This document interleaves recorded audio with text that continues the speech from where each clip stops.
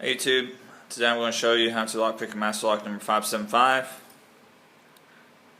As you can see there, the lock does work, it is locked.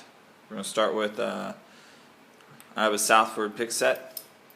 We got our tension wrench and our actual pick. I'll let you see that.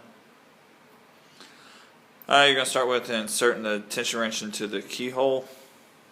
Apply a little pressure. Insert the pick. There you go. Let me lock that back up. Master lock number 575.